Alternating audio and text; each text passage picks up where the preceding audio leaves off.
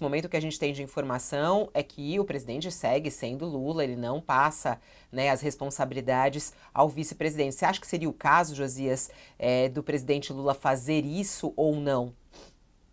Eu acho que sim, Fabiola, porque nós vivemos num país em que a legislação contemplou a hipótese de ter um vice-presidente. Às vezes até as pessoas ficam se perguntando, para que serve um vice-presidente? Porque quando o presidente viaja para o exterior, hoje os meios de comunicação são tão eficazes, né? Seria mesmo necessário que houvesse aquele vice ali na escada do avião, recebendo o cargo do presidente? E quando surge um evento como esse, algo que envolva a saúde do presidente, eu acho que seria adequado que a saúde do presidente fosse colocada em primeiro plano.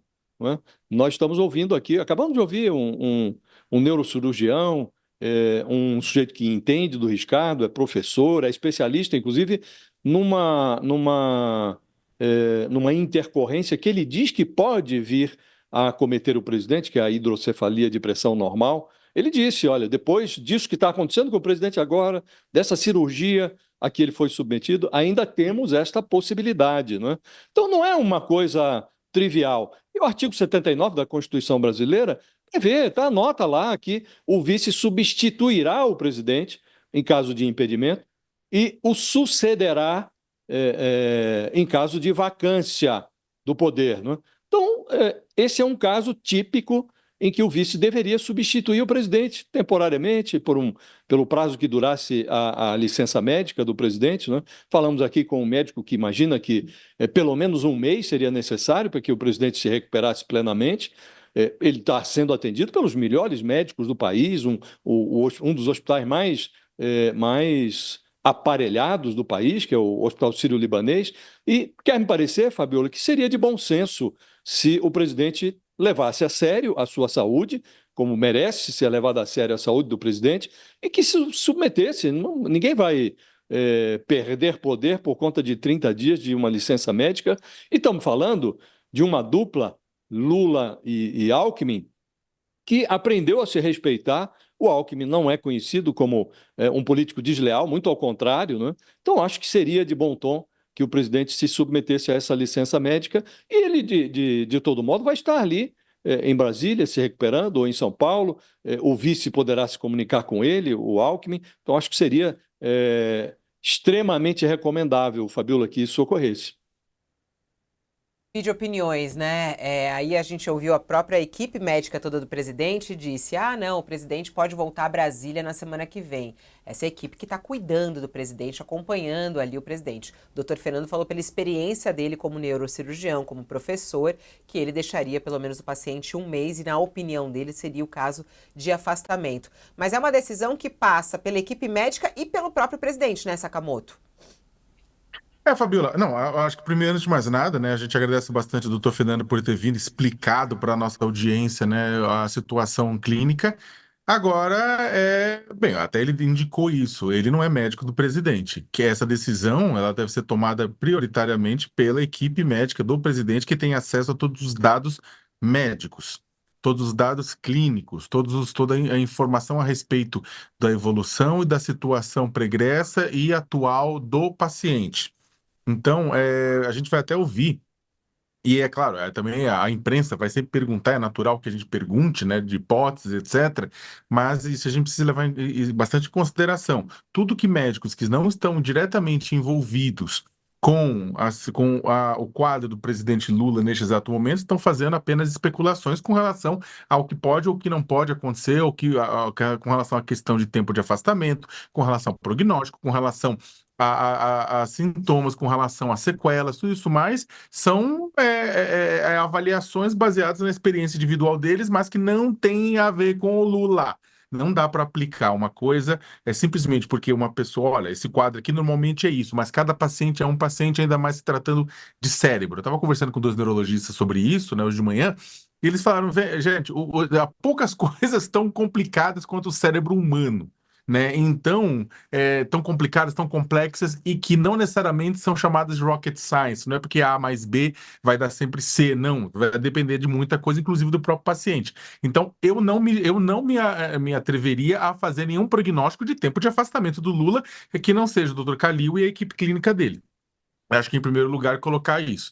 Em segundo lugar, eu acho que também tem formas, né? Eu entendo que a preocupação política do Lula com relação ao afastamento oficial por um longo tempo, entregar o poder ao Alckmin, mas dentro do esquema da gestão pública, o Alckmin pode, de fato, assumir determinadas funções da presidência da República e o Lula permanecer presidente da República sem transferir o cargo oficialmente a ele. Até porque, quando um presidente viaja ao exterior e transfere o cargo para o vice, ele não deixa de ser presidente também, né? Então, o que acontece? Você pode ter outras conformações e outros processos em que o Alckmin vai assumir funções relacionadas ao Lula e aquelas funções que o Lula não quiser, né, ou que deixa então parado, também pode ser. Eu acredito o seguinte, e aí pode ser que continue com ele. Eu acredito que se o Lula, como aconteceu em outras vezes da saúde dele, né, no momento em que ele achar que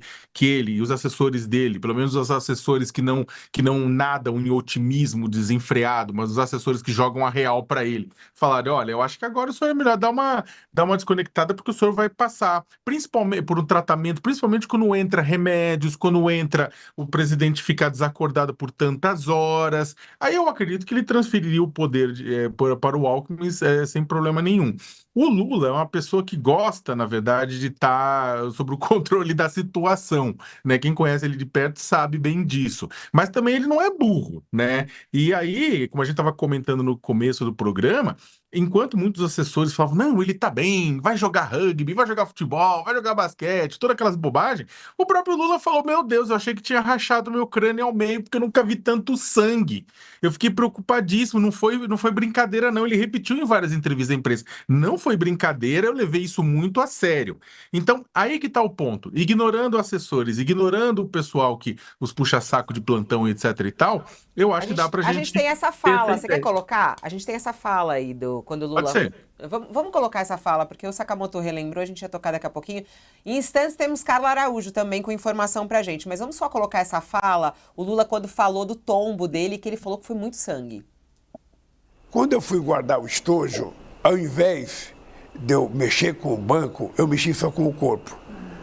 Bom, e aí, o dado concreto é o seguinte, é que não teve mais espaço, ou seja, a minha bunda não levitou. Então, eu caí e bati com a cabeça. Foi uma batida muito forte, saiu muito sangue. Eu achei que eu tinha rachado o cérebro, rachado o casco, sabe? Nenhum, né? Eu fui direto para o Sírio-Libanês, eu achei que era uma coisa muito mais grave. A batida mexeu com o cérebro, estou fazendo ressonância magnética, sabe, a cada 3 dias, agora vou fazer fazer uma domingo para ver se eu estou 100% curado. Os médicos me aconselharam a não viajar em voo, prolongado, então suspendi toda a viagem de avião. Ao mesmo tempo, eu estou tomando alguns remédios para prevenção, sabe? Eu vou me cuidar até os médicos dizerem, você está apto outra vez, porque batida na cabeça é uma coisa sempre muito delicada. Os médicos me dizem que é preciso uns 15 dias, 20 dias, até 30 dias para a gente saber os efeitos efetivamente que o tombo causou. E eu estou bem, estou trabalhando normalmente. Eu só posso dizer que a batida foi muito forte. Aí ele foi super sincero, né? Que é exatamente o que os médicos tinham falado. Aí o médico tinha falado que realmente para ter isso, uma batida forte. E é exatamente o que você falou, né, Sakamoto, que você estava contando. Não, eu estava comentando isso, falando que o Lula sabe, só para concluir, o Lula sabe que o caso é forte, isso deu para o Lula uma sensação de percepção da velhice também, sabe, da velhice no sentido negativo, mas do fato de que ele não é mais o presidente de 2003 e 2010, o corpo dele não é mais o mesmo, sabe, passou por muito processo, passou por 580 dias de cadeia, sabe, ele não é mais o mesmo e o Lula não é burro, ele sabe disso, eu acho que a queda levou ele a perceber mais ainda essa percepção de que ele avançou em idade, de que ele está idoso, né? Porque é o seguinte, uma pessoa como o Lula, que tem uma trajetória que muitas pessoas não têm, não que o Bolsonaro, eu não estou falando do Lula, estou falando de pessoas como o Bolsonaro, como o Lula, sabe? Outras pessoas tiveram trajetórias políticas muito fortes, né? Transformaram-se em líder de massa, é difícil para eles aceitar a aproximação da finitude. Meu Deus, você está dizendo que o Lula está para morrer? Não. Tô dizendo que todo mundo, nós vamos morrer. As pessoas não querem aceitar isso, mas todos nós vamos morrer, alguns antes, outros depois. Todo mundo pode ser atropelado também, mas o fato de que você ir caminhando e vendo o corpo começar a responder de forma diferente para as ações, é claro que gera em você uma situação de angústia, né? Essa queda, é claro que gera no Lula essa percepção de que envelheci, né? Só que é exatamente por causa disso é que o Lula é uma pessoa que não é, e aí a gente fala com os assessores dele e se reforça, para os assessores que não são puxa-saco, falam assim, olha, ele não é burro. Ele sabe disso, e aí ele tende, na verdade, a tomar atenção. Então, esse é o ponto. Eu acho que se chegar no momento em que o Lula tiver que ficar realmente parado, sabe, que tiver que ficar fora, ele vai ceder o poder. Enquanto isso, naturalmente, eu acho que eu não estou defendendo A ou B, eu tô só falando o que eu acho que vai acontecer.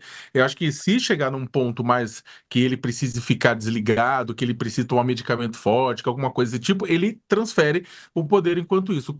Enquanto isso, ele vai deixar naturalmente o Alckmin assumindo, né? Eu tenho a recepção acho, do primeiro-ministro da Eslováquia, provavelmente o vice-presidente Alckmin que vai assumir, entre outras funções que são funções É, cerimoniais ou mesmo de chefe de sim. Estado.